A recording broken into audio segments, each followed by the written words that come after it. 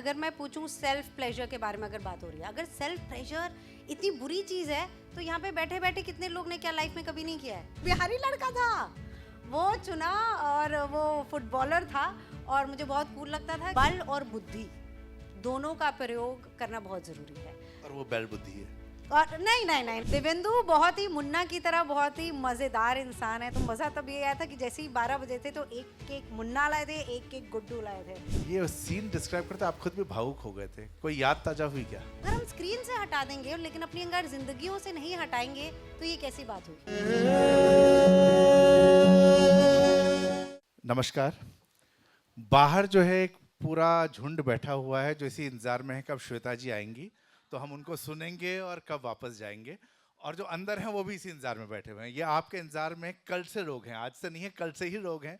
संवादी शुरुआत हुई है और तब से बातचीत हो रही कब श्वेता जी पहुंचने वाली हैं। अनंत जी के पास फोन आ रहे हैं कंटिन्यूसली कि कब लोग आने वाली हैं, क्या वो आ चुकी हैं। प्रशांत जी के पास आ रहे हैं, हमारे पास आ रहे हैं। तो आपका बहुत बहुत स्वागत है पटना में बिहार संवादी के अंदर। मैं सबकी तरफ से आपका स्वागत करता हूँ। Thank you so much. हमेशा पटना आके बहुत अच्छा लगता है, यहाँ के लोगों से मिलकर, यहाँ का खाना खाकर। जैसे ही मैं आई तो मैंने सबसे पहले लिट्टी चोखा खाया और मतलब मेरी जिस फैमिली में शादी हुई है तो वो पटना से हैं। तो मैं अपनी मदर इन लॉ को मैया बोलती हूँ। तो मैंने उनको तुरंत वो फ़ोटो भेजी और मैंने कहा कि वो कहते हैं ना कि एकदम ऐसे सुकून मिलता है। तो वो यहाँ का खाना आके यहाँ की उतरते ही फ्लाइट से, मैं इससे पहले लखनऊ में थी तो लखनऊ से जैसे ही यहाँ पे आई मैं अंदर से एक खुशी होती है हमेशा यहाँ कर। तो थैंक यू फॉर दैट। मूल रूप से कहाँ की हैं आप? तो पापा आईएएस ऑफिसर हैं तो मैं तो दिल्ली में पैदाइशी हुई मेरी और पापा इलाहाबाद से, मम्मी लखनऊ से और फिर पापा का ट्रांसफ़र हुआ अंडमान और निकोबार आइलैंड। उसके बाद मैं हैदराबाद 1 साल पढ़ने गई और अब तो बॉम्बे कर्म भूमि। तो देखिए हमने एक दिल्ली वाली को बिहार का बना लिया है अब। ठीक बिल्कुल। है, ये हमारे लिए खुशी की बात है। बिहार के लिए तालियां बजनी चाहिए भाई। अच्छा, पढ़ाई जो आपकी हुई एनआईएफटी में थी आप?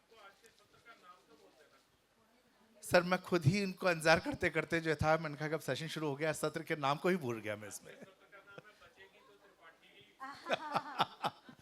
ये अंत में सर साबित करके जाएंगी। तो ये जो सेशन है, चूंकि हमने इसको पहले इस नाम को किसी और में सुना, लेकिन हम आएंगे बच्चे की तो त्रिपाठी ही पर एनआईएफटी से एक्टिंग, मतलब आप अच्छी फैशन डिजाइनर हो सकती थी, फिर एक्टिंग की तरफ क्यों? तो थैंकफुली मेरे जो मम्मी पापा और मेरी जो दीदी हैं उन्होंने हमेशा बचपन से हमें इनकरेज किया गया है कि जो आपको दिल से खुशी हो आप वो करो, एज लॉन्ग एज ग्रोथ हो रही है, एज लॉन्ग एज लर्निंग हो रही है। तो कभी चाहे वो ड्रम्स हो, चाहे वो कोई लैंग्वेज जैसे जर्मन सीखनी हो, तो कभी मना नहीं किया गया। तो लेकिन फिर उसमें मज़ा भी नहीं आता था क्योंकि जब इतनी आसानी से पापा मान जाते थे कि ठीक है जो मरना है करना है, तो फिर मुझे लगता था कि अरे लड़ाई कहाँ है, क्योंकि अंदर एक वो था कि लड़ाई करके जब आप कुछ पाते हो तो उसका एक अलग मज़ा होता है, जैसे गजगामनी की ज़िंदगी में होता है। तो इनकरेजमेंट हमेशा मिला है। मम्मी पापा को लगता था कि मैं बहुत ही, एंड थैंकफुली करेक्ट ही लगता था कि मैं क्रिएटिव फील्ड में जाना चाहिए मुझे। तो मुझे तो लॉयर बनना था और पापा चाहते थे कि मैं निफ्ट का एग्ज़ाम ज़रूर दूँ। तो मैंने दोनों एग्ज़ाम्स दिए और मैंने दोनों एग्ज़ाम्स, मुझे एंट्रेंस एग्ज़ाम्स देने में इतना मज़ा आया और दोनों में एंट्री भी हो गई। और मेरी जो बेस्ट फ्रेंड है जिनको डिज़ाइनर बनना था वो अब लॉयर हैं और मैं अब यहाँ पे thanks to design and law actor बन गई। पर मुझे लगता है कि कहीं ना कहीं, अभी मैं एक किताब पढ़ी थी एटॉमिक हैबिट्स, जेम्स क्लियर की है, तो उसमें उन्होंने ये कहा है कि आप जिंदगी में कुछ भी करोगे तो फ्रिक्शन होगा ही होगा। आप कुछ भी करोगे, चाहे अपने आप सपने फॉलो करो या आपका जो भी जॉब हो, तो आप वो चीज़ करो जो आपको अच्छी लगती है, क्योंकि दिक्कतें और रोड ब्लॉक्स तो आएंगे ही आएंगे। तो जब आप वो चीज़ करते हो जिससे आपको एंड ऑफ द डे, चाहे आप जल्दी उठ रहे हो या जितनी भी मेहनत लग रही है, पसीने हो रहे हैं, पसीने बह रहे हैं, तो आपको लगता है यार चलो दिस इज़ वर्थ इट। तो अगर मेहनत करनी है, और ये भी हमारी जीन्स में कहीं ना कहीं होता ही होता है कि हम इनेटली अंदर से कुछ चीज़ों में अच्छे होते हैं। तो मुझे लगता है कि एक्टिंग का कीड़ा मुझे बचपन से, इनफैक्ट अभी मुझे पता चला क्योंकि मैं अपनी मौसी से मिली लखनऊ में, तो उन्होंने बताया कि मेरी जो नानी थी वो तब मतलब 40 साल पहले अकेले जाती थी मूवीज़ देखने, फिर वहाँ से शौक आया इवन पापा को, मम्मी को हमेशा से रहा है। और मुझे लगता है कि सिनेमा एंटरटेनमेंट तो है ही, लेकिन सिनेमा के साथ साथ जब आप देखते हो आप चीज़ें एक्सपीरियंस करते हो, और वो होते हैं इमोशंस, वो होते हैं कल्चर, वो ऑल्सो होती है हमारी लिटरेचर, जो मुझे अभी लगता है कि वो कहानियाँ मुझे वापस लानी है। कि जब आप जो देखते हो ना तो आपको लगता है कि यार ऐसा कुछ करते हैं, कि वो आप में एक पैशन होता है कि हम भी ऐसी कहानियाँ करते हैं जो लोगों को कुछ महसूस कराए। आपने बुक की बात की और कहानियों की बात हो रही है। पिछले कुछ समय में एक दौर आया जब किताबों पे, कहानियों, जो किताबें हैं उनके ऊपर फिल्में बनी। पहले हिंदी में भी काफ़ी बनी, इस बीच में एक दौर फिर से आता है। लेकिन हॉलीवुड के अंदर अभी मैं कोई भी सीरीज देखूं आता है based on so and so book. कोई ऐसी किताब जो आपने पढ़ी हो हिंदी की, जो आपको लगता है कि यार ये फिल्म आनी चाहिए थी और उसमें श्वेता त्रिपाठी ही एक्ट करेंगी? हिंदी की तो नहीं, लेकिन एक माफिया क्वींस ऑफ बॉम्बे किताब थी, तो वो जब मैंने पढ़ी थी तो उसमें से कुछ थी, और ये मिर्ज़ापुर के पहले था, तो मुझे था कि मुझे भी एक माफिया क्वीन का करना है किरदार, और फिर गजगामिनी गुप्ता मिल गई। तो किताबें तो, क्योंकि जो रिसर्च मुझे लगता है कि अगर किसी ने ऑलरेडी मेहनत की हुई है इतनी, तो हम वो फ़ायदा क्यों ना उठाएं, क्योंकि किसी ने ऑलरेडी हिस्ट्री ज्योग्राफी उसका पूरा जान के पूरा उसका रस लिया है। तो बहुत सारी किताबें हैं और हमारी कहानियाँ हैं, और अभी इनफैक्ट मैं एक किताब पढ़ रही हूँ, स्क्रिप्टिंग बॉलीवुड, जो कि विमेन इन सिनेमा के बारे में बताते हैं, जो कि अभी जो मैं गो थ्रू कर रही हूँ, क्योंकि इस साल अब मैं प्रोड्यूसर भी बन रही हूँ। तो 50 साल पहले भी यही था, जो मुझे दिक्कतें आ रही हैं, जैसी मेरी सोच है 50 साल पहले भी ये था। तो कहीं ना कहीं आपको लगता है कि सोच जो है वो करेक्ट है, तो जो तुम्हें लग रहा है उस दिशा पे तुम चलते रहो, और ये हम अकेले तो कुछ उखाड़ नहीं सकते हैं, इसमें हमें मदद चाहिए होती है, हमारी गवर्नमेंट की भी, हमारे इंस्टीट्यूट्स की भी, औरतों की भी, मर्दों की भी। और अगर हम साथ साथ चलें, आज भी मैं इनफैक्ट यहाँ आने से पहले एक राउंड टेबल सुन रही थी एक्टर्स की, और उसमें सब वही है कि हमें एज अ कम्युनिटी साथ में काम करना है। ये नहीं है कि ये कोई बेटर है तुम उससे बेटर हो, सब साथ में कम्युनिटी को, हमारा जो सोशल सर्कल है उसको बेटर करने के बारे में अगर हम सोचेंगे तो सबका लाभ होगा। कम्युनिटी की बात हो रही है और जब फिल्म इंडस्ट्री में होती है, हालांकि होता है हर जगह, नेपोटिज्म की बात होती है। आप उस कम्युनिटी से बाहर की हैं, आप किसी और इंडस्ट्री से आती हैं और आपकी जो जर्नी है उसमें टाइम लगा आने में। तो ये कितना आरोप सही है नेपोटिज्म का, और कितना मतलब आपको स्ट्रगल उसमें करना पड़ा है इस इंडस्ट्री में एस्टेब्लिश होने के लिए? जैसे आपने कहा, मुझे लगता है नेपोटिज्म तो हर जगह होता है। मतलब मेरे पापा आईएएस ऑफिसर हैं, तो कहीं ना कहीं उनका ये बहुत मन था कि मैं भी आईएएस ऑफिसर बनूं। लॉयर्स जो होते हैं, मेरे कितने सारे फ्रेंड्स के पेरेंट्स लॉयर्स हैं, तो वो भी, तो कहीं ना कहीं देखिए फ़ायदा तो होता है, क्योंकि घर पे आपको वही बातें सुनने को मिल रही हैं। जैसे फॉर एग्जांपल मुझे याद है कि बचपन से एक न्यूज़पेपर नहीं आता था, कई सारे न्यूज़पेपर्स आते थे, मैगजीन्स आती थी, उस सब का फ़ायदा मुझे भी हुआ। तो ऐसे ही अगर जैसे लॉ की बातें या फिल्मों की बातें, या अगर किसी के घर पे म्यूज़िक है, तो आपके घर पे ही अगर आपको वो सारे गीत, आपको वो सारा डिसिप्लिन दिख रहा है, तो वो आप में आ ही जाएगा। वही वो जेनेटिक्स से, वही कि घराने से जो होता है वो फ़र्क पड़ता ही पड़ता है। तो उसमें कुछ छुपाने की बात नहीं है, शर्म की बात नहीं है, लेकिन हाँ, आपको आपके टैलेंट के बेस पे जज करना चाहिए। मैं बहुत ग्रेटफुल हूँ, मैं बहुत खुश हूँ कि मैं एक बहुत ही एडमिनिस्ट्रेशन एजुकेशन वाली फैमिली से आती हूँ, क्योंकि मुझे कल भी वैसे ही, जो बीत गया है कल, तब भी वैसे ही फिल्में करनी थी, आज भी वैसे करनी है। कि जैसे फॉर एग्जांपल मसान हो गई, या लाखों में एक हो गया, या फिर जो रिचा नली ने एक फिल्म अभी जो प्रोड्यूस की है, गर्ल्स विल बी गर्ल्स, उसके दुनिया कोने कोने में अवार्ड जीत रही है। तो ऐसी कहानियाँ जो हमें जो ह्यूमैनिटी का, इमोशन का बैरियर है उसको रेस करें। हम आजकल मुझे लगता है कि हम सब बहुत मी अंदर अंदर घुसते जा रहे हैं, जबकि as humans, as a species, हम लोग कम्युनिटी लिविंग के लिए बने हैं, तो वो नहीं भूलना चाहिए। तो मुझे भी कहानियाँ वैसी बतानी है, और स्टार्टिंग में तो मुझे भी वही लगा था कि मुझे येलो सूट पहन के, येलो दुपट्टे के साथ, येलो खेत में गाते हुए जाना है। लेकिन जब मैंने मसान की, जब मैंने हरामखोर की, तो मुझे रियलाइज़ हुआ कि मुझे ऐसी टाइप की कहानियाँ करनी है। और क्या होता है कि बहुत सारे वो कहते हैं ना कैरेट्स, कि आपको गाजर दिखाया जाता है कि कैसे बड़ी गाड़ी ज़्यादा इंपॉर्टेंट होती है, आप कहाँ रहते हो वो इंपॉर्टेंट होता है, आपके कितने फॉलोअर्स होते हैं, ये सारी चीज़ें इंपॉर्टेंट हैं, ज़रूर होती हैं। लेकिन मैं उस रस को ढूंढ रही हूँ और वो कहीं ना कहीं मेरी अपब्रिंगिंग की वजह से आता है। तो मैं तो बहुत अपने आप को बहुत ही लकी और ब्लेस्ड मानती हूँ कि मैं ऐसे घर में पैदा हुई जहाँ पे एजुकेशन, जैसे for example made in heaven में भी जो सीन है जो लोगों को बहुत अच्छा लगा था मेरे किरदार का, प्रियंका मिश्रा का, जो डाउरी के बारे में है। जब मेरे किरदार से डाउरी मांगी जाती है तो वो कहती है कि मैं तुम्हें पहचानती नहीं हूँ तो मैं तुमसे शादी कैसे कर सकती हूँ, एंड शी वॉक्स आउट। ये मैंने घर पे अपने सुना है, जहाँ पापा कहते थे कि सबसे ज़्यादा मोर देन कास्ट रिलीजन कि कितना कमाता है, सबसे ज़्यादा इम्पोर्टेंट है कि एजुकेशन क्या है। तो ये सारी चीज़ें मुझ में हैं, तो मुझे लगता है कि मैं तो स्क्रिप्ट्स को चुनती हूँ बट स्क्रिप्ट्स मुझे चुनती हैं। स्क्रिप्ट की बात है, बाहर जब बात हो रही थी तो सबसे मैं बच्चों से पूछ रहा था कि कई बार वो होता है ऑडियंस का भी फीडबैक मिले, समझ में आए कैसे देखते हैं। मसान मिर्ज़ापुर यही बात होती रही, लेकिन आपने राखों में एक की बात की, ये काली काली आंखें में आपका एक बड़ा इंटरेस्टिंग रोल है।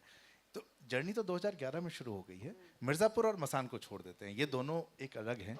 इसके अलावा आप जब कहानियों की बात करें तो कौन सी ऐसी फिल्म थी जो आपको लगा कि यार ये नहीं करना था, पर जब किया तो लगा कि यार ये सही डिसीजन हो गया है मेरा?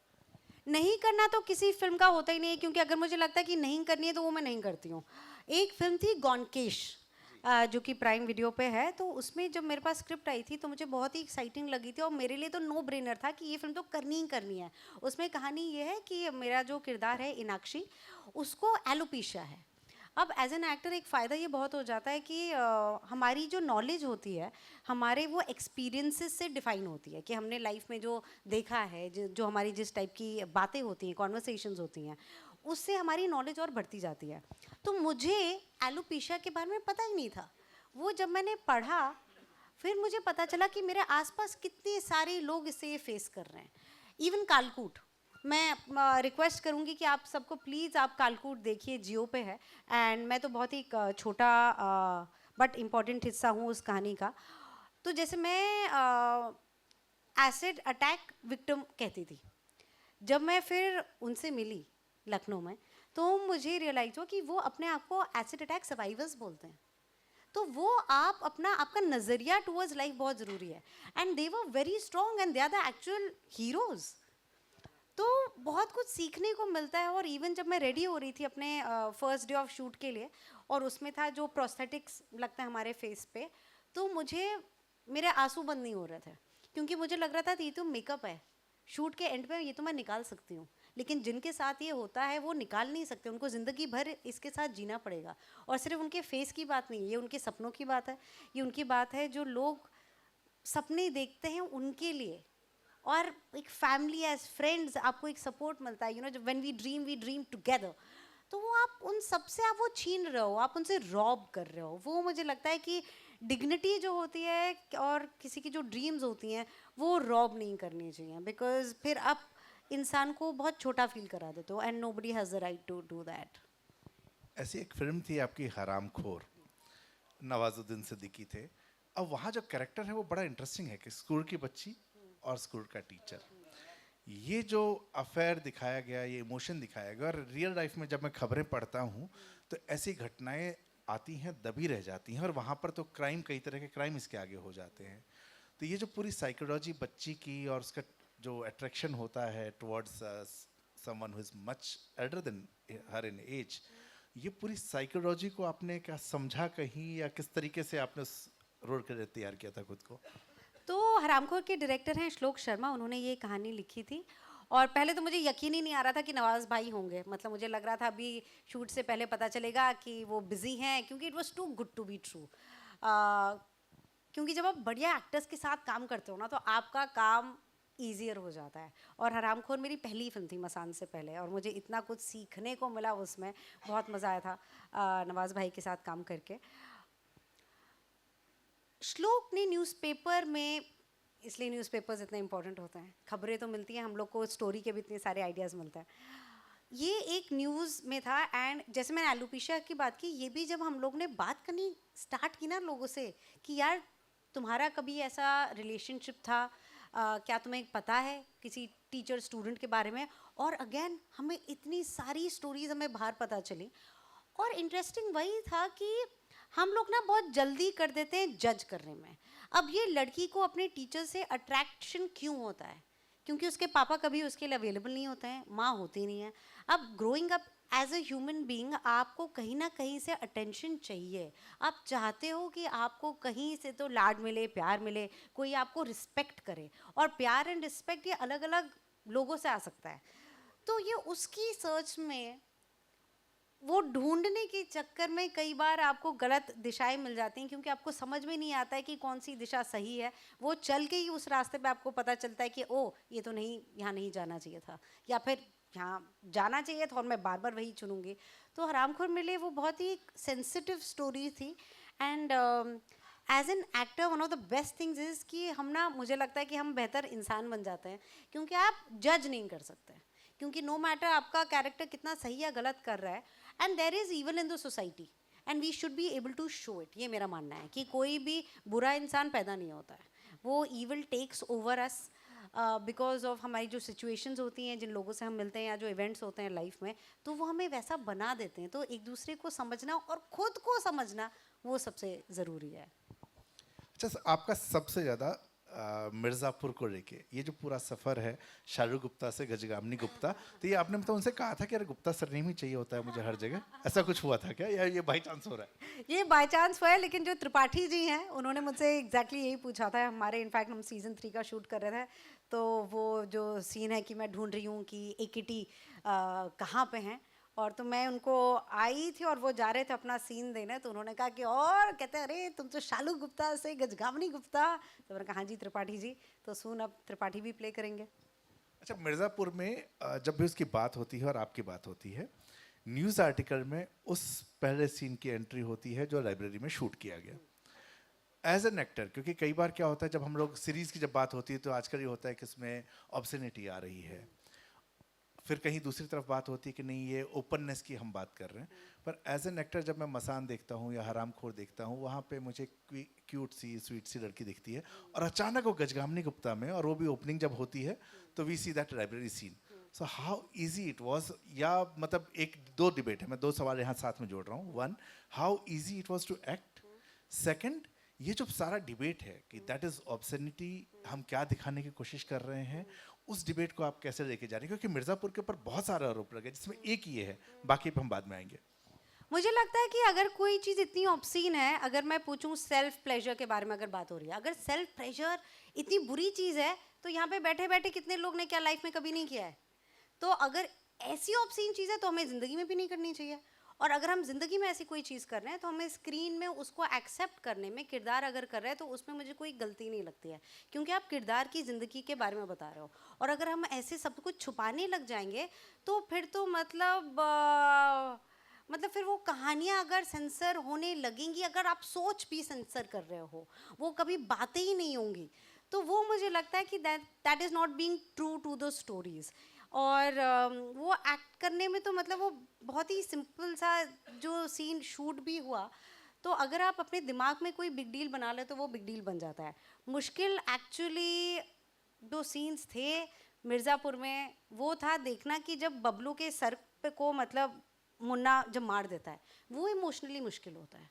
जब स्वीटी जो कि प्रेग्नेंट है उस पर गोली चलती है, एंड कि एक लड़की गोलू जिसको प्रेसिडेंट बनना था कॉलेज का, बिकॉज उसको कॉलेज की सफाई करनी थी, उसकी अब पूरी ज़िंदगी चेंज हो चुकी है बिकॉज उसके सामने ये किया गया है, वो गलत है और ये होता है।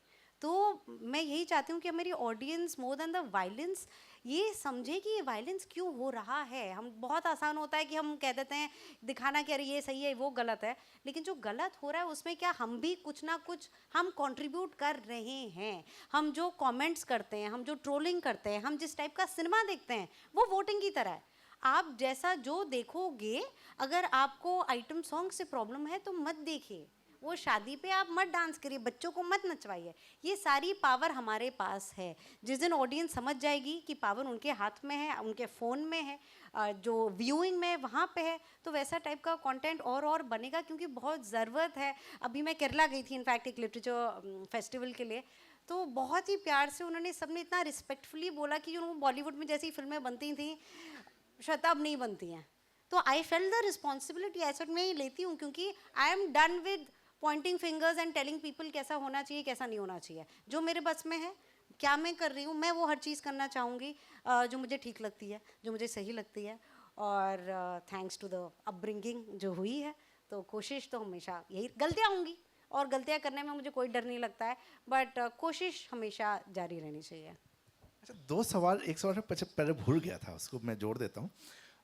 मिर्ज़ापुर में एक जब सीन है आपकी, जब विक्रांत मैसी से वहाँ मुलाकात होती है, तो ये होता था उस टाइम हमारे स्कूलों में कि एक कहते थे सेटिंग है भाई अपनी, है ना, सेटिंग के साथ जा रहे हैं तो सेटिंग के साथ जा नहीं सकते, सो एक साइड किक भी होगा, तो आप साइड किक बन के जा रही हो। अब लड़के का भी साइड किक एक दोस्त बनता है, तो यहाँ पर जो है वो साइड किक विक्रांत मैसी बना और इधर से आप बनती हैं, और वहाँ होता है कि भाई तुम भी सेटिंग कर लेना। तो वो जो सीन था वो तुम भी सेटिंग कर लेना, ऐसा सीन कभी आपके साथ स्कूल कॉलेज में हुआ क्या? That is one question. Second, जब हरामखोर की हम बात कर रहे थे कि क्रश अपने टीचर के लिए, ऐसा कोई क्रश था? दोनों चीज़। तो सेटिंग वाली तो मैं वो थी जिसने सेटिंग कराई थी अपनी दोस्त की, और मैं उनको अभी भी सॉरी बोलती हूँ, क्योंकि स्कूल में तब समझ नहीं थी, क्योंकि मुझे लग रहा था मेरी बेस्ट फ्रेंड है, तो अगर मैं डेट पे जाऊंगी तो बेचारी वो तो बोर हो जाएगी, तो फिर मैंने ही उसके लिए एक बहुत ही अच्छा, इनफैक्ट बिहारी लड़का था वो चुना, और वो फुटबॉलर था, और मुझे बहुत कूल लगता था क्योंकि वो मतलब गोलकीपर था, और येलो येलो मुझे कलर बहुत पसंद है, फेवरेट कलर है मेरा। हेडफोन्स पहनता था, तो मुझे लगा कि ये तो बहुत ही अच्छा लड़का है, एकदम अप्रूव्ड है, ये मैंने अपनी बेस्ट फ्रेंड के लिए चुना है।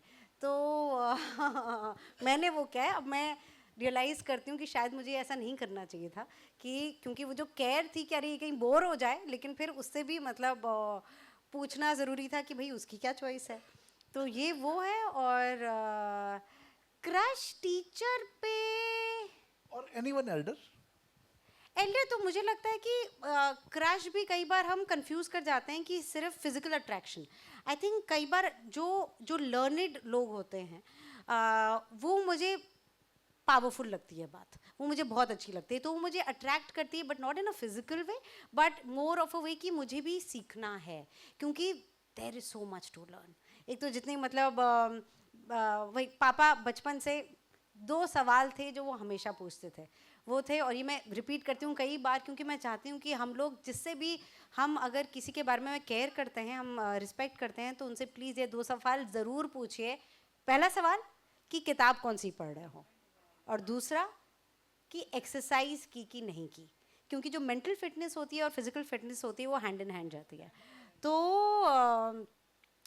किताबी मेरा फेज़ आता था कि मैं किताबें पढ़ती थी, फिर छूट जाती थी। अब वापस मेरा फेज़ आया इस जैन से, इनफैक्ट मैं अभी चौथी किताब कल तक ख़त्म कर दूँगी। तो जब आप पढ़ना स्टार्ट करते हो तो आपको रियलाइज़ करता है कि अरे सागर तो मतलब बहुत ही बड़ा है, और जितना आप पढ़ोगे उतना और पढ़ने का मन करता है।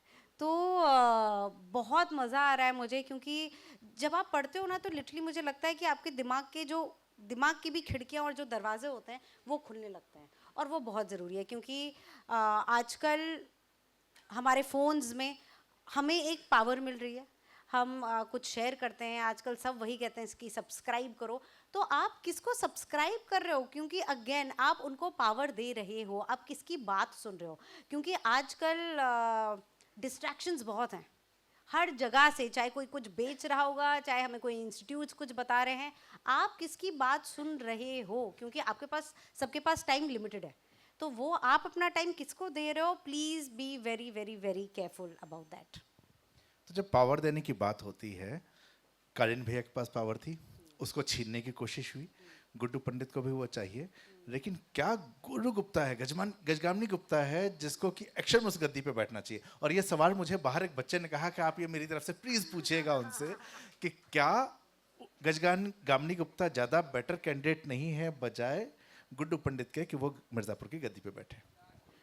मुझे लगता है कि कई बार क्या होता है कि अगर डिफरेंट डिफरेंट दुनियाएं होती हैं, अब ये जो बाहुबली की दुनिया है ये मर्दों की दुनिया है, तो मुझे लगता है कि अगर मैं गुड्डू पंडित के थ्रू वो सारी चीज़ें करवा सकूं जो मुझे करनी है, then that is a better position to be in, क्योंकि बल और बुद्धि दोनों का प्रयोग करना बहुत ज़रूरी है। और वो बैल बुद्धि है। और नहीं नहीं नहीं नहीं, वो अब गुड्डू गुड्डू हमारे फेवरेट हैं, तो गुड्डू के बारे में हम खुद तो ऐसे नहीं बोल पाएंगे, लेकिन गुड्डू धीरे धीरे वो अपने ही एक अलग अब चाहे गुड मॉन्स्टर कह लें या बैड मॉन्स्टर, वो तो हम देखेंगे, वो हम फिल्म में भी देखेंगे, हम सीज़न 4 में भी देखेंगे। पर मुझे लगता है कि अलाइंसेस बहुत ज़रूरी हैं, ज़िंदगी में भी, शादियों में भी, फिल्मों में भी, कहानियों में भी। और अभी एक इनफैक्ट एक किताब मैंने जो ख़त्म की, द लास्ट क्वीन, तो वो सरकार और उनकी वाइफ के बारे में था, और वो भी कि कब कहाँ बोलना चाहिए, कब कहाँ चुप रहना चाहिए, ये समझ होनी भी बहुत ज़रूरी है। और कई बार इनफैक्ट सेट पे भी ऐसा होता है, सिर्फ गुड्डू नहीं, कि अगर मुझे कोई चीज़ है जहाँ मुझे पता है कि अली की बात वो ज़्यादा सुन लेंगे, तो मैं वो अली, तो मैं वो गोलू और गुड्डू का ये जो दिमाग वाला रिश्ता है, तो वो मैं अली के थ्रू करवा लेती हूँ। तो वो ट्यूनिंग होनी बहुत ज़रूरी है। एंड आपका इन्वायरमेंट, आप किस रूम में हो, कैसा, व्हाट विल वर्क, वो समझ होने भी, और वो कर करके ही एक्सपीरियंस से आप सबको, हम सबको आएगा। बस एक चीज़, मेरे ख्याल से 2 चीज़ें जो बहुत इंपॉर्टेंट है, जो मैंने लाइफ में सीखी हैं, इज़ पर्पस एंड इंटेंट। ये दोनों चीज़ें ना, कि आप क्या चाहते हो और क्यों चाहते हो, वो खुद को अगर जितनी क्लैरिटी होगी, आगे का रास्ता उतना ही आसान हो जाता है। मुन्ना का जो रोल है 2 सीजन तक वो है वहाँ पर, और उसके बाद मूव करते हैं। ये जो शूट का पूरा एक्सपीरियंस था with him and without him, ये कैसा रहा? और दोनों कैरेक्टर्स की हम बात करें, क्योंकि दोनों कैरेक्टर्स के साथ आपने बड़ा क्लोज काम किया। एक में पहले 2 सीजन में आप विक्रांत मैसी के क्लोज रहती हैं, फिर उसके बाद आप अली फजर के कैरेक्टर क्लोज हैं। कौन ज़्यादा फन है काम करने में, कौन ज़्यादा टफ है? So how is the working relationship with these two? Devendu बहुत ही मुन्ना की तरह बहुत ही मज़ेदार इंसान है, तो हमेशा जब भी वो सेट पे होते थे, बहुत थर्ड एंट्री हो गई है तो कैरेक्टर की। क्या मुन्ना, जो देवेंदु मुन्ना, का yes. जो कैरेक्टर है, तो बहुत ही मतलब वेरी एंटरटेनिंग। हमेशा वो अगर आपके आसपास रहेंगे तो मज़ा ही आता है। अली के साथ, क्योंकि गुड्डू बहुत ही हमारे इमोशनल सीन्स रहे हैं, तो अली के साथ एक स्पेशल बॉन्ड है ऑल्सो, क्योंकि मैं अली को पिछले 12 साल से जानती हूँ। हमारी जर्नी जो है वो स्टेज पे, थिएटर से चालू हुई है, जहाँ पे वो एक्ट कर रहे थे और मैं बैक स्टेज थी। तो अली के साथ एक अलग बॉन्ड है। देवेंदु एज एन एक्टर, मज़ा ये आता था कि ऑन स्क्रीन हमारा जितना ही हेट और रिवेंज और गुस्सा वो सब था, ऑफ स्क्रीन उतना ही प्यार था। और सीज़न 1 जब हम लोग जब शूट करते थे बनारस में, लखनऊ में, बॉम्बे में, तो लिटरली गुड्डू, बबलू, स्वीटी, गोलू, हम लोग की एक टीम होती थी। हम लोग सामने बैठते थे और उस साइड होते थे ललित, कंपाउंडर और मुन्ना। तो लिटरली ऐसा लगता था कि जहाँ जा रहे हैं ये हम अपने अपने टीम्स के साथ जा रहे हैं। तो दोनों बहुत ही प्यारे हैं। और सीज़न 2 के टाइम जब हम शूट कर रहे थे, तो मेरा बर्थडे हुआ था, तो मज़ा तब ये आया था कि जैसे ही 12 बजे थे, तो एक केक मुन्ना लाए थे, एक केक गुड्डू लाए थे। तो ऐसा लग रहा था कि 3 बाहुबली, गोलू, मुन्ना और गुड्डू बैठ के हम बातें कर रहे थे। पॉलिटिक्स में भी यही होता है, बाहर सब लड़ते हैं, अंदर में ऐसे साथ में केक खा रहे होते हैं। तो आप लोग समझदार रहा करें। अच्छा, आगे मैं सवाल और पूछूंगा, लेकिन इन द मीन टाइम अगर आप में से किसी का सवाल हो तो उसको भी हम लेते चल रहेंगे और साथ साथ हम बात करते रहेंगे। आप में से कोई कुछ पूछना चाहता है? जी।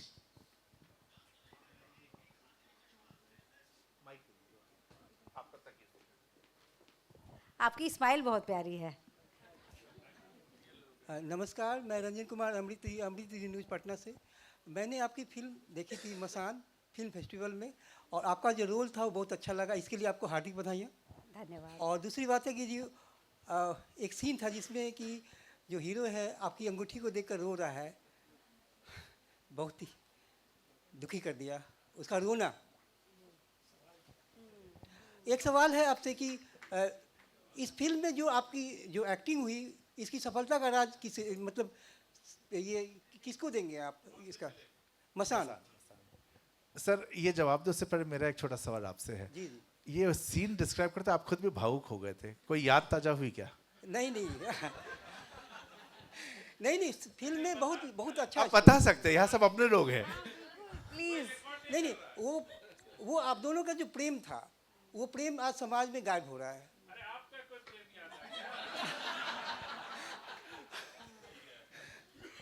नहीं, मैं बिल्कुल मानती हूँ कि आजकल वो प्रेम नहीं रहा अब, जी जी गायब हो रहा है। जी। आजकल हम क्योंकि सोचने बहुत लगे हैं, हम लोग महसूस कम करते हैं, ये मुझे लगता है। और इसलिए क्योंकि जो प्यार जो चीज़ है वो ज़्यादा फैलनी चाहिए, लेकिन आजकल गुस्सा और हेट जो है वो बहुत, क्योंकि ज़्यादा आसान है हेट फैलाना मेरे ख्याल से, वो बहुत तेज़ी से फैलता जा रहा है। और जो प्यार और रिस्पेक्ट है, जो फैलनी चाहिए, जो लोगों को सोच समझनी चाहिए, वो नहीं हो रहा है।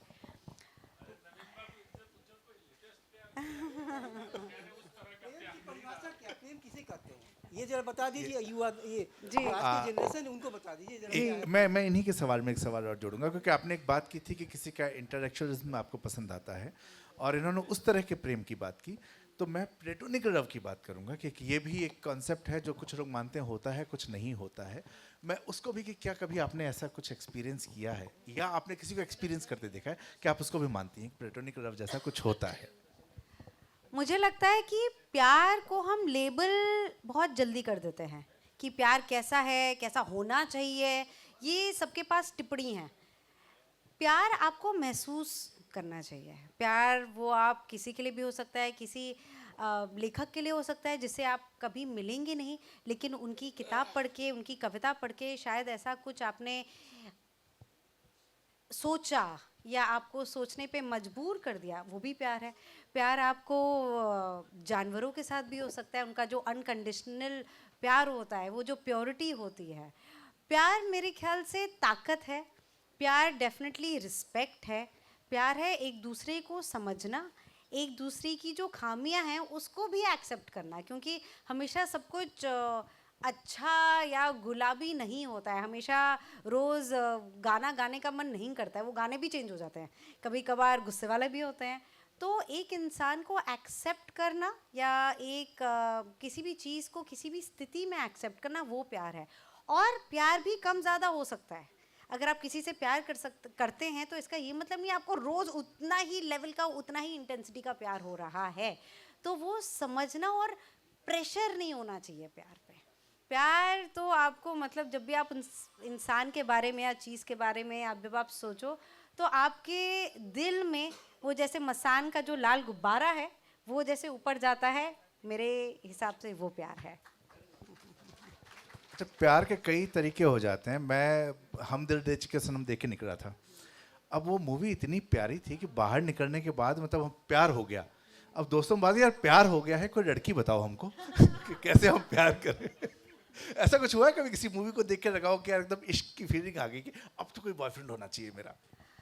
इससे ज़्यादा जब मैंने कहानी देखी थी और मैंने नवाज़ भाई को देखा था, तो मेरे दिमाग में, मैं नॉन स्टॉप, मैं मजाक नहीं कर रही हूँ, मैं ये जपे जा रही थी कि मुझे इनके साथ काम करना है, इनके साथ काम करना है, इनके साथ काम करना है। जब भी मैं देखी थी, तो तब मुझे लगा था मुझे इम्तियाज़ सर के साथ काम करना है, काम करना है, काम करना है। जब मैं कौनकना को देखती हूँ, जब मैं टबू को देखती हूँ, जब मैं रत्ना पाठक शाह को देखती हूँ, तो मुझे लगता है कि ये इतने टैलेंटेड लोग हैं। तो एक अलग टाइप का प्यार मैं फील करती हूँ उनके लिए, जिसमें बहुत सारी रिस्पेक्ट है। और मैं हमेशा आज तक फ़ैन गर्ल करती हूँ। मैं जब भी उनसे मिलती हूँ तो मैं एकदम खुश हो जाती हूँ। अमृता सुभाष है, मतलब इतने सारे एक्टर्स हैं, इतने सारे डायरेक्टर्स हैं। अभी एक मैं शो देख रही हूँ, सेवरेंस करके है, एप्पल टीवी पे। बहुत ही बढ़िया शो है, क्योंकि उसमें बहुत ही अद्भुत एक कॉन्सेप्ट है कि balance between personal life and professional life. कि जब आप प्रोफेशनल लाइफ में होते हो तो आपको पर्सनल लाइफ का कुछ याद ही नहीं है, और जब आप पर्सनल लाइफ में हैं तब आपको वर्क लाइफ का कुछ याद नहीं है।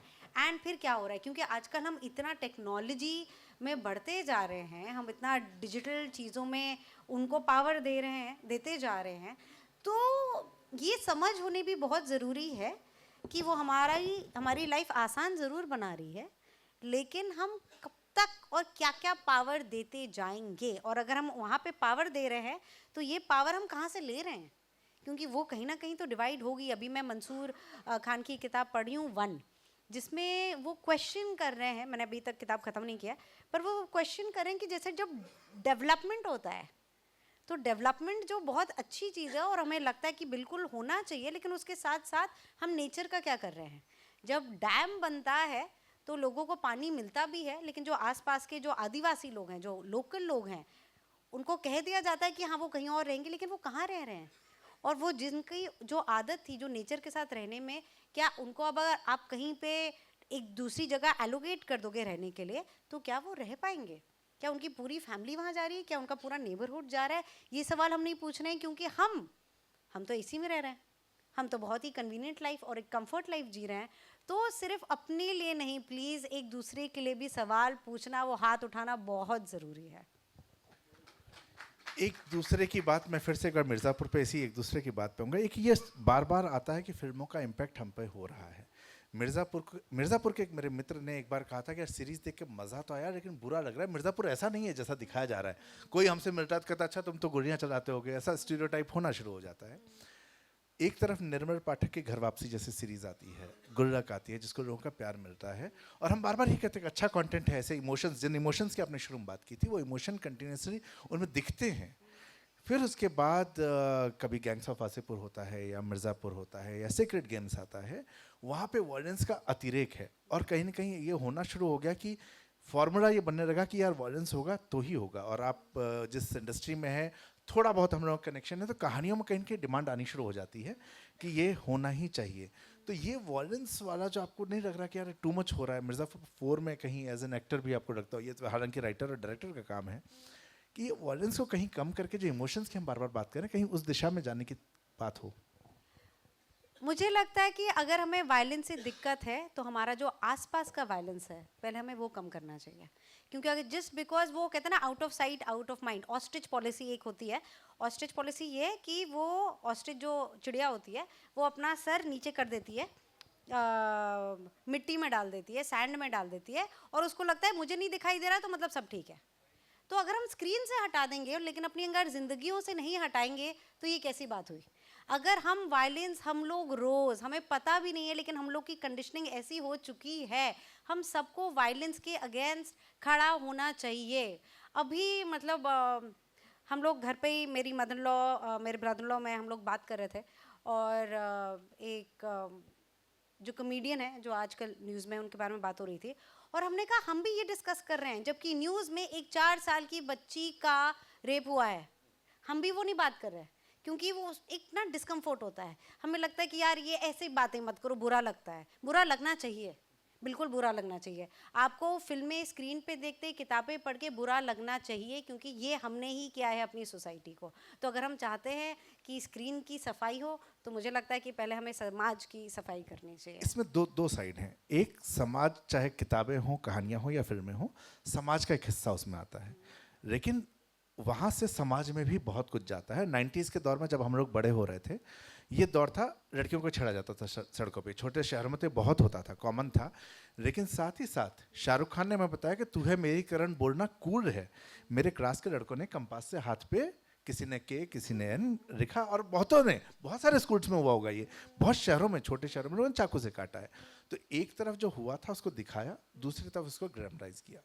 दीवार में अमिताभ बच्चन हीरो बन जाते हैं हमारे, लेकिन एंड में मरते हैं। मोरल कहीं न कहीं है। यहाँ पर कालीन भैया, मुन्ना भैया, गुड्डू पंडित, और अगर गजगामिनी गुप्ता भी बनती है तो एंड ऑफ द डे हम डॉन की जगह डॉन को ही बिठा रहे हैं। वहाँ पर कोई भी एक ऐसा कैरेक्टर नहीं आ रहा जो कह रहा है कि हाँ ये गंदगी है और इसको ख़त्म भी करना है। तो मेरा सवाल एक्चुअली जो कॉन्टेक्स्ट था वो ये था कि जिस गंदगी को हम दिखाने के साथ उसको ख़त्म करने की तरफ भी जाना चाहते हैं, वो मुझे होता हुआ फिलहाल नहीं नज़र आ रहा है। बिल्कुल बिल्कुल सही बात है, लेकिन उसमें वही है कि ये सिनेमा का काम एजुकेशन कभी नहीं था। सिनेमा का काम, आर्ट का काम इज़ एंटरटेनमेंट, कि आपको जो लगता है वो आपको, आप वो कहानी आप बता रहे हो, इन किरदारों के बारे में कह रहे हो। अब ये तो रिस्पॉन्सिबिलिटी अगर आप दे रहे हो, हमारी जो इतनी सारी मूवीज़ भी बनती हैं उनमें क्या एक्यूरेट हिस्ट्री होती है? चाहे उनकी कॉस्ट्यूम देख लो, चाहे फिर आजकल हम इतना एक वन साइडेड स्टोरी बहुत ही कन्वीनियंटली बता देते हैं, उससे किसी को दिक्कत नहीं हो रही।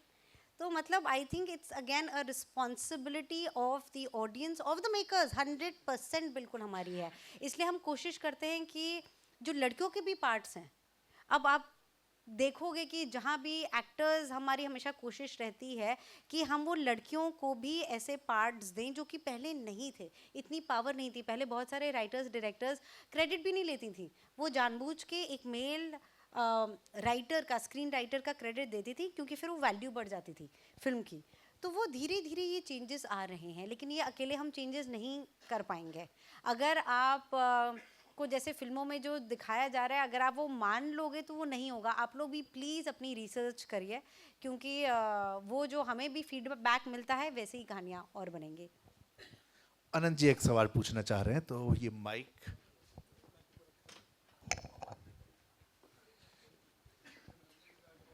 श्वेता जी नमस्कार। एक नमस्कार। प्रश्न आपने अभी जो हिंसा पे बात हो रही थी आप दोनों की, सिर्फ हिंसा ही नहीं, जो ओटीटी प्लेटफॉर्म पे चलने वाले वेब सीरीज हैं उसमें सेक्सुअलिटी भी एक प्रमुख मुद्दा है। और मुझे आपकी बातचीत से कहीं ऐसा लगा कि समाज में जो हो रहा है, तो हमारे घर में भी बहुत कुछ होता है, तो क्या हम मतलब सिनेमा तो घर जैसा कुछ दिखाते हैं ना, बेडरूम में जो पति पत्नी करते हैं उसको फिल्म में तो नहीं दिखा सकते आप। तो और दूसरी तरफ जिस प्रकार के दृश्य दिखाए जाते हैं, जैसे अगर मुंबई डायरीज आपने देखा होगा, मैं नाम लेके कहता हूँ क्योंकि ओटीटी पर काफ़ी काम किया है मैंने, तो उसमें डिलीवरी की सीन दिखाई जाती है और सिजेरियन बेबी कराया जाता है और कैमरा टाइट क्लोज जाता है स्टमक तक, और वो बच्चा उनके पेट से निकाला जाता है लेडी के। आप देखेंगी तो आपको जुगुप्सा हो जाएगी। इस तरह के सीन कितने जायज हैं? ये तो समाज नहीं कर रहा। मैं मानता हूं कि समाज में हिंसा है, गाली गलौज है, लेकिन इस लेवल तक की जुगुप्साजनक सीन दिखाने पर क्या आपको लगता है कि कुछ प्रतिबंध या सेल्फ रेगुलेशन जैसी कोई इफेक्टिव चीज ओटीटी पर लगनी चाहिए? सेल्फ रेगुलेशन मुझे बहुत डेंजरस चीज़ लगती है, क्योंकि किसको क्या सही लगता है, किसको स्वाद अनुसार, सबको अलग अलग, किसी को नमक ज़्यादा अच्छा लगता है, किसी को मीठा ज़्यादा पसंद होता है। तो ये अगर आने लगे फिर तो सिनेमा एक ही टाइप का बनने लगेगा, जो कि बहुत डेंजरस चीज़ है। जो मुझे लगता है कि राइटर्स और डायरेक्टर्स जो दिखाना चाहते हैं, जो सीन्स होते हैं, अब ये मैंने मुंबई डायरीज देखा नहीं है, पर मुझे लगता है कि कोई तो कारण होगा, क्योंकि जो भी अगर वो दिखाना चाहते हैं, जैसे मेरे दोस्त हैं रिची मेहता जिन्होंने दिल्ली क्राइम बनाया है, तो अगेन उनका वो रीज़न था, वो दिखाना चाहते हैं कि क्या होता है, कैसे होता है, और मुश्किल होती है वो देखने में। तो अगर it is serving the story, क्या होता है कि कई बार चीज़ें दिखाई जाती हैं टिकट बेचने के लिए। एंड इनफैक्ट मेरा खुद का ये एक एक्सपीरियंस रहा था कि मैं एक शो कर रही थी डिज्नी के लिए, क्या मस्त है लाइफ। तो मैं रोज़ जाती थी बैंड्रा से मड आइलैंड, और मेरी एक कैब था, वो लेने आते थे मुझे। तो एक बार जब हम लोग रास्ते में जा रहे थे, तो लेफ़्ट साइड पे बस थी, और उस पर एक वो एडवर्टीजमेंट टाइप का जो होता है मार्केटिंग का, वो लगा हुआ था। तो मेरे जो ड्राइवर थे तो वो थोड़ा लंबा देख रहे थे, तो मैंने देखा कि कहाँ देख रहे हैं, तो वहाँ पे 3 लड़कियाँ थीं और एक मूवी का पब्लिसिटी हो रही थी। And I don't think there is anything wrong in wearing a swimsuit, लेकिन अगर आप उसको फिर टिकट बेचने के लिए वैसे यूज़ कर रहे हो, तो आई प्रॉमिस माई सेल्फ कि कभी मैं ऐसा कुछ नहीं करूँगी जिससे कि मुझे ये लगे यार श्वेता ये नहीं करना चाहिए था, या फिर ये मम्मी पापा को कैसा लगेगा।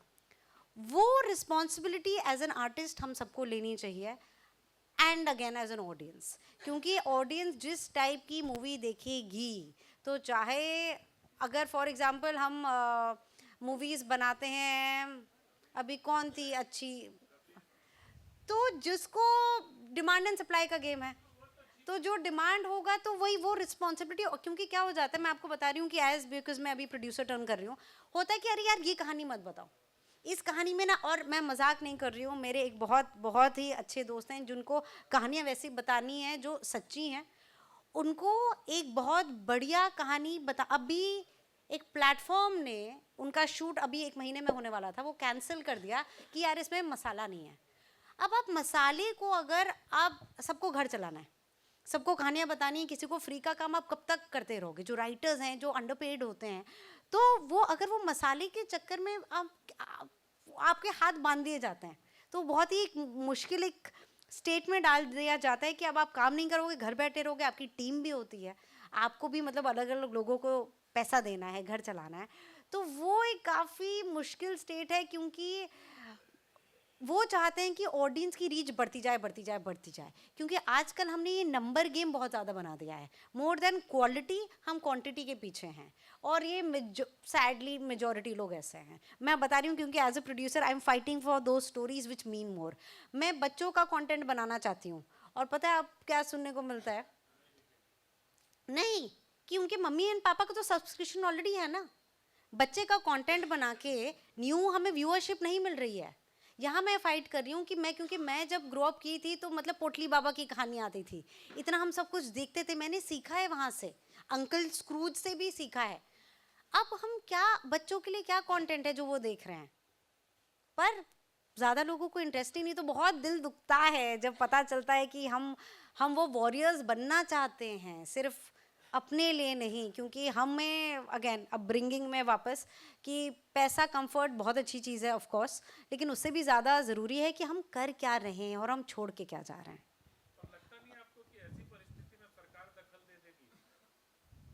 सरकार क्या करेगी वो तो मतलब मैं बस आशा ही कर सकती हूँ कि कल जैसे हम लोग थे एक इवेंट में, तो स्पोर्ट्स के बारे में बहुत बात हो रही थी कि सरकार ने कितनी मदद की है, और कपिल देव जी भी थे वहाँ पे और वो बता रहे थे कि पहले बिल्कुल ऐसा नहीं होता। तो मुझे लगता है कि जहाँ क्रेडिट ड्यू है वहाँ क्रेडिट देना ज़रूरी है।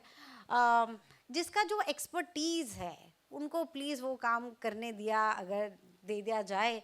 जैसे अगर हम लोग एक्टर लोग अगर जर्नलिज्म में घुस जाएंगे तो कहानियाँ ही अलग हो जाएंगी।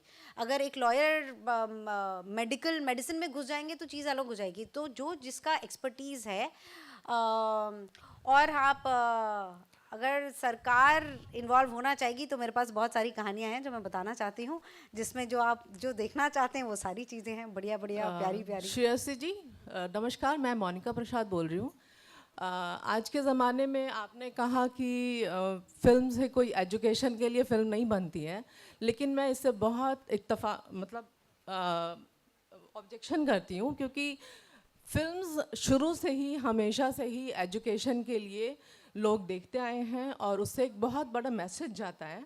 और जो आज के ज़माने में एनीवेयर एनी टाइम एनीथिंग लोग देख रहे हैं, उसके ऊपर मतलब बहुत ही हॉरिबल सिचुएशन है, इसको कंट्रोल करना बहुत ज़रूरी है।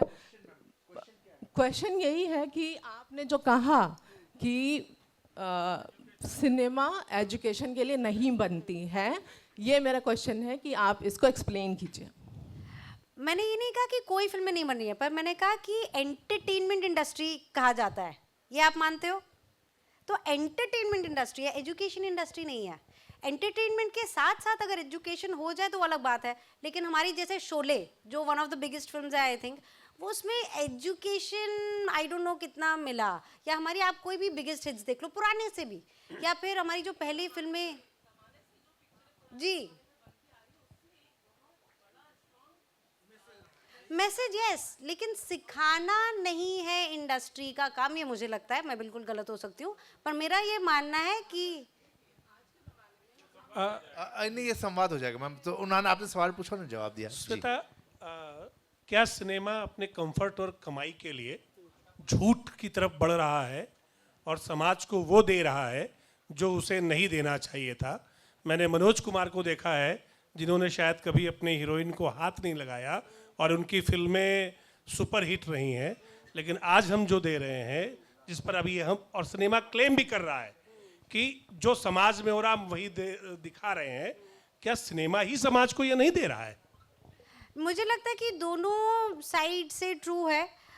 कई चीज़ें अच्छी भी हो रही हैं और कई सारी चीज़ें हो रही हैं जो नहीं भी ठीक हो रही हैं। वैसे तो मेरे ख्याल से जैसे समय, हाँ, बहुत सारी कहानियां हैं जो आ रही हैं, जैसे अगेन रुचि मेहता का ही एक शो है पोचर्स करके, जो कि एलिफेंट ट्रेडिंग के ऊपर है। तो लेकिन अगर वो शो नहीं देखा जाएगा, वैसे और शोज़ नहीं बनेंगे। तो मुझे लगता है कि बहुत अलग अलग वैरायटी है। अब दुनिया खुल चुकी है, हमारा जो मेन्यू होता है जैसे ऑर्डर करने का, अभी थैंक्स टू प्राइम वीडियो और नेटफ्लिक्स और हॉटस्टार बहुत सारी अलग अलग कहानियाँ हैं। तो जो अगर चॉइस की बात है कि हमें किस टाइप की कहानी देखनी है, तो रिस्पॉन्सिबिलिटी डेफिनेटली है, लेकिन वो रिस्पॉन्सिबिलिटी सबकी है। जैसे फॉर एग्जांपल मसान में हमने जो कहानी जो हमने कहने की कोशिश की है, या फिर गौनकेश में जो है, या लाखों में एक में मेरा किरदार जो है एक जूनियर डॉक्टर का है जो कि एक रूरल कैंप में भेज दी गई हैं। उसमें हम मेडिसिन के बारे में भी बताते हैं कि क्या क्या होता है, और बहुत सारी चीज़ें गलत हो रही हैं। मैं बस ये कह रही हूँ कि बहुत आसान है कि ये बताना कि तुम्हारा गलत है। आज भी मैं कौन सी किताब पढ़ी थी, उसमें भी यही था कि हम किताब तो बहुत थैंकफुली बहुत पढ़ती हूँ, तो उसमें वही चीज़ है कि हम बहुत आसानी से कहते हैं कि ये ना दूसरों को टिप्पणी देना बहुत आसान है कि तुम्हें ये करना चाहिए, तुम्हें वो करना चाहिए। अरे आपको क्या करना चाहिए, ये हम इस पे बहुत कम टाइम बिताते हैं। ये मेरी मम्मी ने आज भेजा मुझे, हाँ मेरी मम्मी ने मुझे भेजा था ये मैसेज, क्योंकि ये कोट बहुत अच्छी है कि दूसरों में क्या परिवर्तन लाना चाहिए। एक दिन, एक पूरा दिन हम दूसरों के बारे में अगर भूल जाएं, हम सोचें कि हम अपने घर में क्या इन्वायरमेंट कर रहे हैं, और वो जो चाहे वो एजुकेशन का हो, चाहे वो एंटरटेनमेंट का हो, हम अपने हाउस हेल्प को कैसे ट्रीट कर रहे हैं, हम अपने टीचर्स को कैसे ट्रीट कर रहे हैं। जैसे फॉर एग्जांपल कल ही मैं अपनी मौसी के साथ थी, मेरी मौसी head of department political science में रही हैं, और 100 साल में पहली वो हैं जो फीमेल हेड ऑफ डिपार्टमेंट रही हैं। तो उन्होंने मुझसे पूछा कि श्वेता ऐसा कौन सा रोल है जो तुम्हें प्ले करना है। मैंने कहा मुझे टीचर का प्ले करना है, क्योंकि मेरे पापा टीचर रहे, मम्मी टीचर रही, मेरी सिस्टर हेड मिस्ट्रेस हैं। तो हम टीचर्स को कितना इंपॉर्टेंस देते हैं और कितनी रिस्पेक्ट देते हैं, तो वो परिवर्तन लाने की हम लोग तो वही कोशिश कर रहे हैं, और होपफुली जब अगले साल हम Thank you, मिलेंगे तो आपने देखा होगा। श्वेता, बहुत सुंदर। कहने का पूरा मतलब ये है कि हम दूसरों के को बताने से अच्छा है कि खुद उस काम को करें, वो ज़्यादा बेहतर होगा। खुद इनिशिएट करना चाहिए। कोशिश तो कर सकते हैं। आप अभी और सवाल, समय की अब थोड़ी इसको हाँ खत्म हम चूंकि करने समय की तरफ की जा कमी रहे है, हैं, इसलिए तो छोटी छोटी चीज आपने बात की थी अंकल स्क्रूज की, तो मुझे बचपन याद आ गया। यहाँ बहुत सारे लोगों ने देखा हुआ है, तो शक्तिमान भी देखा, मतलब मैं तो नाचा भी था ऐसे करके। वो कार्टून कैरेक्टर जो हम लोगों ने दूरदर्शन पे देखे थे, कौन कौन से कार्टून कैरेक्टर आपको बहुत पसंद है? मैं तो पोटली बाबा की कहानियाँ जो होती थी उनमें बहुत मज़ा आता था, और विक्रम और बेताल आते थे वो बहुत था। और फिर दूसरे एक शोज थे फैमिली नंबर 1, देख भाई देख, वो भी मुझे देखने में काफ़ी जस्ट मोहब्बत था, और उसी की वजह से मेरे ख्याल से क्या मस्त है लाइफ फिर जो डिज्नी पे है, मैंने वो जिया। अब 2-3 छोटी छोटी चीजें, 1 वर्ड और 1 लाइन। Favourite actor? ये तो बहुत ही मुश्किल है। फेवरेट एक्टर जिनके साथ काम किया है, नवाज भाई। बिहार माने क्या? बिहार माने सत्तू, प्रोटीन, दिमाग के लिए भी बॉडी के लिए भी। दैनिक जागरण? खबरें, सच्ची खबरें। श्वेता त्रिपाठी इन 1 वर्ड।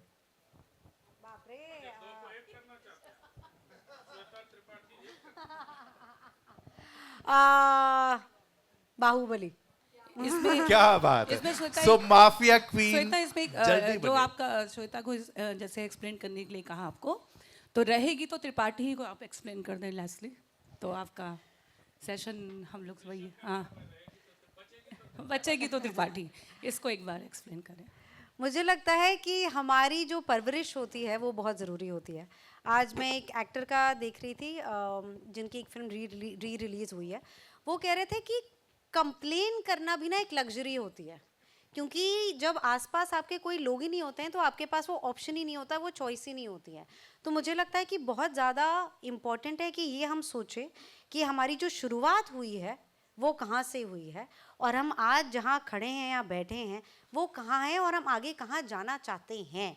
मैं बहुत ज़्यादा क्रेडिट अपने परिवार को देती हूँ और देना चाहूँगी, क्योंकि आज मैं जो भी हूँ वो उनकी सोच की वजह से हूँ। वो सबकॉन्शियसली या जो नॉन कॉन्शियस भी कहते हैं, मेरी जो जर्नी रही है, मेरी जो चॉइसेस रही हैं, वो उनकी वजह से रही है। तो आप प्लीज़, आप लोग घर पे क्या कह रहे हो, क्या सुन रहे हो, वो आप प्लीज़ केयरफुल रहिए, क्योंकि हम लोग को रियलाइज़ भी नहीं होता है कि हम कैसा असर कर रहे हैं एक दूसरे पे। आप जिसको फॉलो करते हो, डाइट सिर्फ वही नहीं है कि आप जो खा रहे हो, आप जो जिनको इंस्टाग्राम पे फॉलो कर रहे हो, जिनको ट्विटर एक्स पे आप फॉलो कर रहे हो, जो जिस टाइप की आप खबरें पढ़ रहे हो, क्या आप सीधा कौन से सेक्शन में जा रहे हो, आप स्पोर्ट्स सेक्शन में जा रहे हो, एंटरटेनमेंट सेक्शन में जा रहे हो, तो वही बचेगा जो आपके दिल और दिमाग में होगा। तो please be very choosy about that, क्योंकि हम अपने आप को इतनी इम्पोर्टेंस नहीं देते हैं जितना हमें देनी चाहिए। हमारा ये जो दिमाग है, अगर हम उसको एक गार्डन की तरह ट्रीट करें और उसको वही चीज़ें दें जो सीड्स हम बो करेंगे, उसी टाइप के फल और फूल निकलेंगे बाहर। तो प्लीज़ थोड़ा उस पर ध्यान देते हैं और दुनिया को खूबसूरत बनाते हैं। बहुत बहुत समाप्त शुक्रिया, करते हुए बहुत बस- बहुत सुंदर। जी, समाप्त करते हुए बस एक ही दुख मुझे है, बिहारी भी हूँ, फुटबॉल भी खेल रहा था, आपके स्कूल में नहीं था मैं। अरे, और येलो क्या भी बात आपने है। पहना हुआ है। मुझे लगता है कि इस सत्र में जितनी बातें करें उतनी ही कम पड़ेगी।